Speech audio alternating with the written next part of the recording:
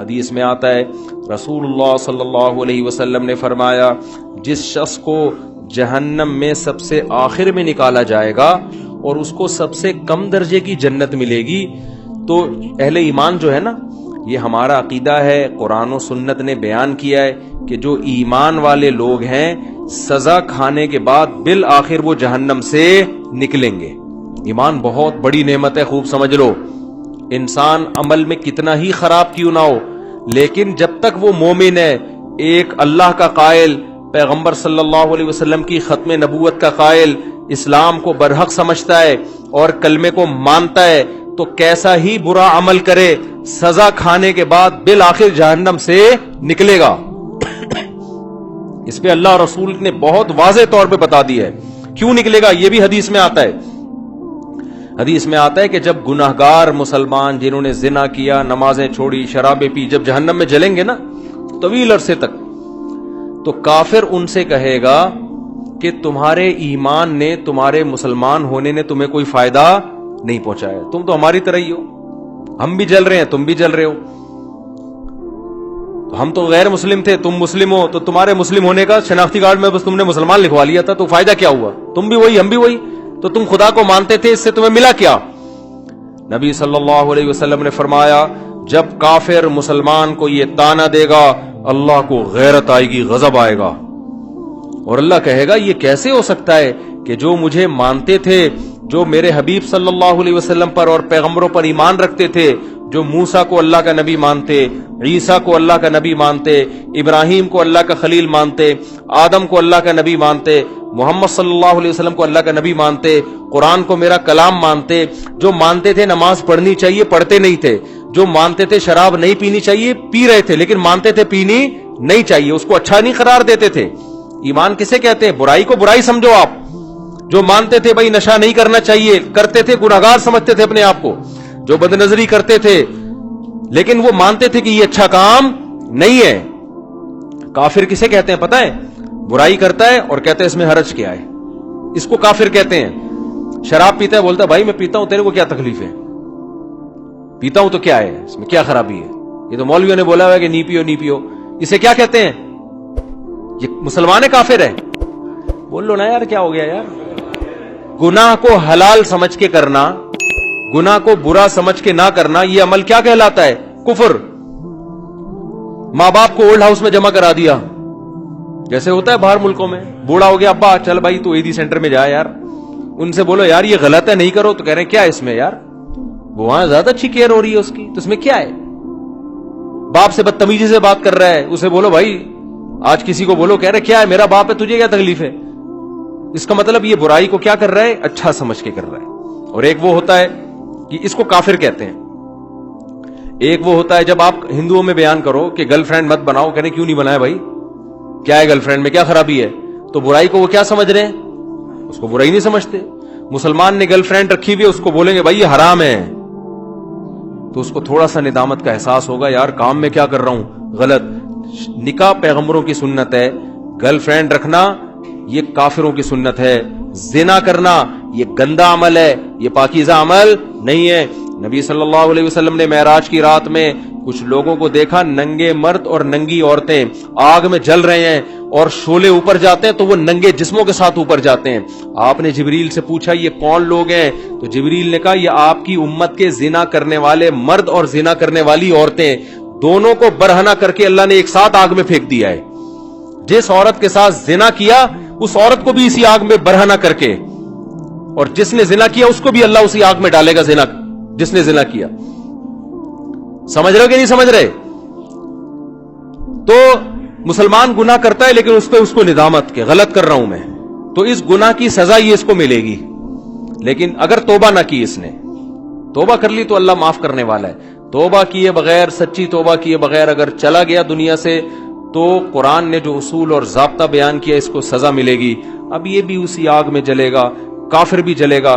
تو حدیث میں آتا ہے کافر ایک دن اس کو طعنہ دے گا اور کہے گا کہ تمہیں تمہارے ایمان نے کوئی فائدہ نہیں پہنچایا، تم اللہ کو مانتے تھے، ہم پتھروں کے بنے ہوئے بتوں کو مانتے تھے، تو کیا فائدہ ہوا؟ تم بھی ہماری طرح جل رہے ہو اور ہم بھی تمہاری طرح، تو اللہ کو غضب آئے گا, اللہ کو غیرت آئے گی کہ میرے ماننے والے جو برائی کو برائی سمجھا کرتے تھے اور مجھ سے توبہ استغفار کیا کرتے تھے, ان کو میں کیسے ان لوگوں کے برابر چھوڑ دوں جو میرا انکار کیا کرتے تھے. حدیث میں آتا ہے اللہ تعالیٰ فرشتوں سے کہیں گے کہ جس نے زندگی میں کبھی کوئی نیکی کی ہو اس کو جہنم سے نکال دو. بہت بڑی تعداد جہنم سے نکلے گی. پھر اللہ کہیں گے اب ایسا کرو, سفارشیں شروع ہوں گی, سفارشیں. پیغمبر صلی اللہ علیہ وسلم شفاعت کریں گے. اللہ نبی صلی اللہ علیہ وسلم کی شفاعت کی برکت سے بہت سارے مسلمانوں کو جہنم سے نکالیں گے. پھر رشتہ دار سفارش کریں گے. آپ کا کوئی بیٹا عالم ہو, حافظ ہو, شہید ہے, کوئی آپ کا دوست ہے, جیسے دنیا میں یاد کرتے ہیں نا, نادرا کی لائن میں لگے ہوئے, اندر کوئی تعلق والا نظر آ گیا, آنکھ ماری یار, وہ آ جاتا ہے, وہ بھی آنکھ مارتا ہے.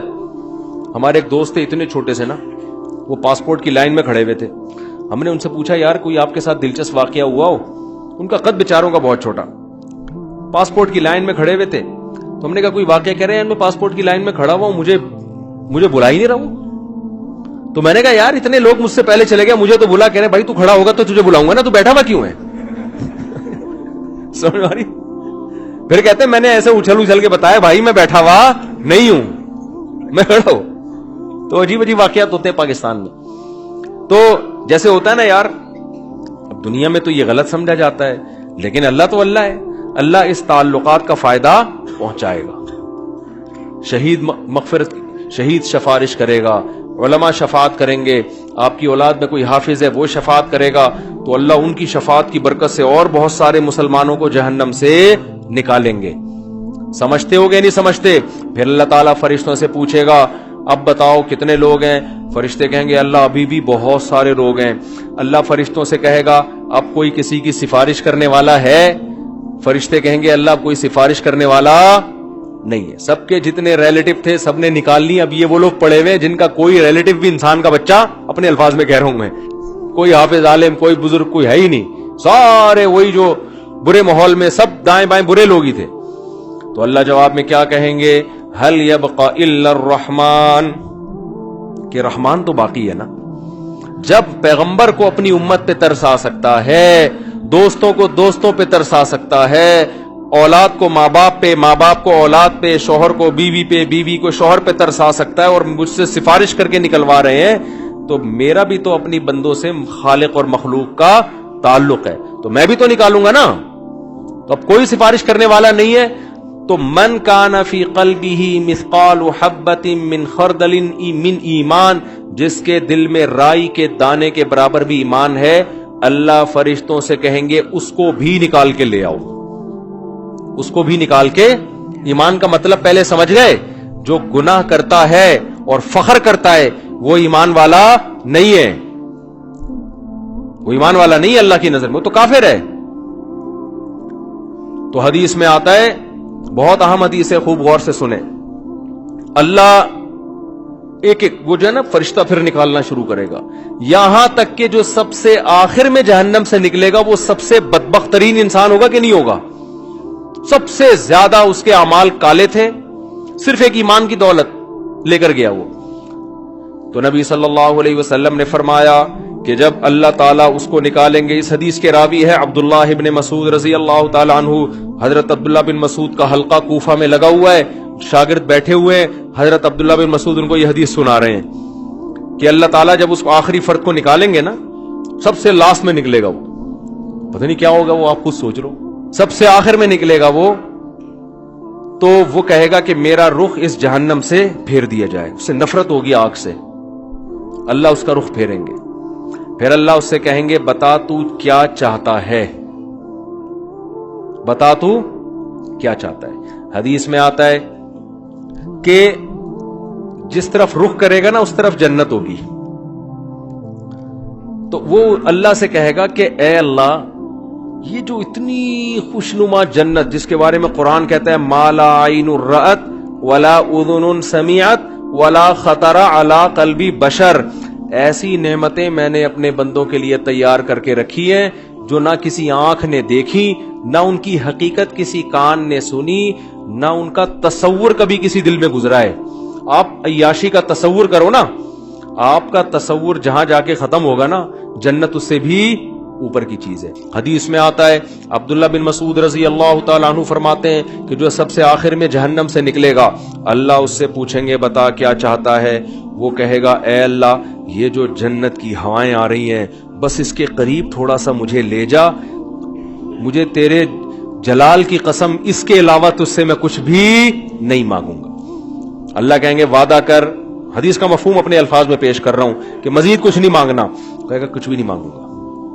اس کو اتنی حسین جنت نظر آئے گی نا، وہ کہے گا بس اس کے قریب بھی پہنچ جائے نا، وہ بہت ہے میرے لیے۔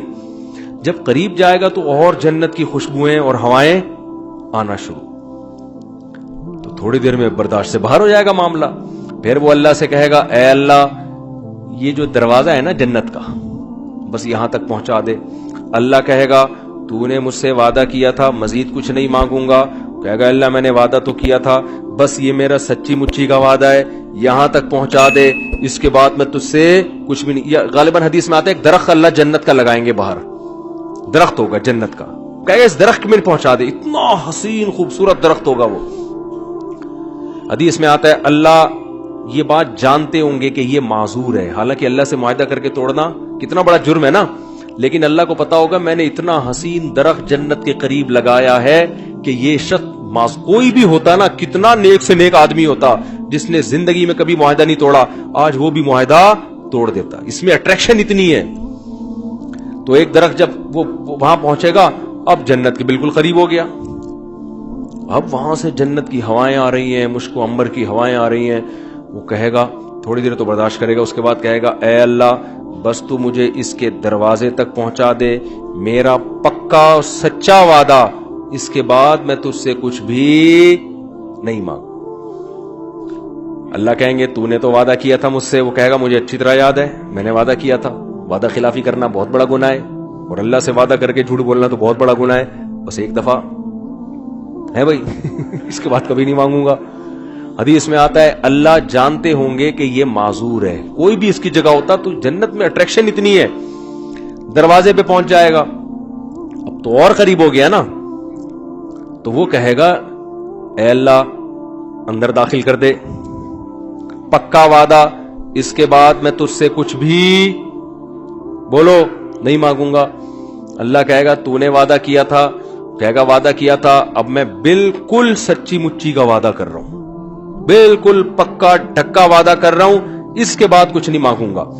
حدیث کا آخر میں الفاظ یہ ہیں کہ جب اللہ اس کو جنت میں داخل کر دے گا نا، تو وہ جب اندر جا کے دیکھے گا، او بھئی ایسے دودھ کی نہریں، شراب کی نہریں، حورے، کراچی کے لونڈے لپاڑوں کو تو ایک حوری دکھا دو نا کافی ہے ان کے لیے، اور یہ تم گٹکے کھا رہے ہو نا، حور تو دور کی بات، ان دنیا کی عورتوں کے قابل نہیں بچو گے تم، یہ بیڑا غرق کر دیتا ہے یہ گٹکا۔ ہمارے ایک دوست بہت سگریٹ پیتے تھے، شادی نہیں کرتے تھے، میں نے کہا یار اب شادی کیوں نہیں کرے گا، نا دھواں نکلے گا اور کچھ بھی نہیں بچا میرے اندر، وہ بالکل نا ہڈیوں کا ڈھانچہ بن گئے، کہہ رہے اب دھواں ہی رہ گیا، تو یہ گٹکے ہی نہ ہو، تھوڑا صحت بناؤ یار، سمجھ رہے ہو، صحت بناؤ۔ تو اس گٹکے کے ساتھ حور ملے گی بھی کیسے تمہیں حور خود وہ انکار کر دے گی، اللہ اس کے نیک عمل کی وجہ سے میں اس کو مل رہی ہوں، میں نے کون سا گناہ کیا تھا تو مجھے اس کے حوالے کر رہا ہے، کیا خیال ہے؟ تو پہلے گٹکے والوں کو تیزاب سے کلیاں کروائی جائیں گی، اور تیزاب جنت میں نہیں ہوگا، تیزاب کے لیے جہنم میں نہ جانا پڑے کہیں خدا نخواستہ۔ تو چھوڑ دو یہ منہ کے کینسر سے کتنے لوگ میں نے مرتے ہوئے اپنی آنکھوں سے دیکھے ہیں جوانی میں۔ تو خیر، تو حدیث میں آتا ہے جب وہ جنت کے اندر جائے گا نا، اتنی حسین جنت، اتنی خوبصورت جنت کہ وہ اللہ سے کہے گا کہ اے اللہ تو اللہ ہو کے میرے ساتھ مذاق کر رہا ہے، یعنی اس کو تصور ہی نہیں ہوگا نا کہ اللہ مجھے اتنی خوبصورت جنت میں داخل کر سکتا ہے، یہ تو ممکن ہی نہیں ہے کہ یا اتنے میں کہاں اور یہ اتنی خوبصورت جنت عیش و عشرت والی کہاں۔ عبداللہ بن مسعود رضی اللہ تعالی عنہ، انہوں نے جب یہ حدیث سنائی تو یہ حدیث سنا کے مسکرانے لگے۔ صحابہ کیسے نبی سے محبت کرتے تھے یار، یعنی نبی صلی اللہ علیہ وسلم نے حدیثیں سناتے وقت جو انداز تھا نا، صحابہ کوشش کرتے تھے پیغمبر کا قول سناتے ہوئے ہمارا انداز بھی وہی ہو جائے. عبداللہ بن مسعود یہ حدیث سنا کر مسکرائے اور اپنے شاگردوں سے پوچھا, پوچھتے نہیں ہو کہ میں مسکرا کیوں رہا ہوں؟ شاگردوں نے کہا, بتائیے آپ کیوں مسکرا رہے ہیں؟ انہوں نے کہا کہ نبی صلی اللہ علیہ وسلم نے جب یہ بات ہمیں سنائی نا کہ وہ شخص اللہ سے کہے گا, اے اللہ تو اللہ ہو کے مجھ سے مذاق کر رہا ہے بھائی. تو جب یہ بات نبی نے سنائی تھی تو نبی بھی مسکرائے تھے, اور مسکرانے کے بعد نبی نے ہم سے پوچھا تھا کہ پوچھتے نہیں ہو میں مسکراتا کیوں؟ ہم نے پوچھا تھا کہ یا رسول اللہ آپ بتائیے کہ آپ کیوں مسکرا رہے ہیں؟ تو نبی صلی اللہ علیہ وسلم نے فرمایا کہ جب بندہ اللہ سے یہ کہے گا نا, اللہ تو اللہ ہو کے میرے سے مذاق کر رہا ہے, تو اللہ بھی بندے کی یہ بات سن کے مسکرائے گا. سمجھ رہے ہو؟ اللہ اس پہ گستاخی کا فتویٰ نہیں لگائے گا. گستاخ, اللہ کو پتا ہے اس کی اندر کی حالت کیا ہے, اندر کی حالت کیا ہے. پھر اللہ اس سے کہیں گے یہ ایک ہے, اس جیسی 10 گنا بڑی جنت میں نے تجھے دی ہے. تو بھائی وہ اللہ ہے, وہ انسان نہیں ہے, اس کے خزانے بھی بہت اور اس کے دونوں ہاتھ بھی کھلے ہوئے ہیں. تو اللہ کہتا ہے قل اُنَبِّئُكُم بِخَيْرٍ مِّن ذَلِكُم, جن دنیا کی نعمتوں کے پیچھے تم بھاگ رہے ہو نا, اس سے بڑی نعمتیں ہم تمہیں بتاتے ہیں. وہ کیا ہے؟ وہ جنت میں ہے.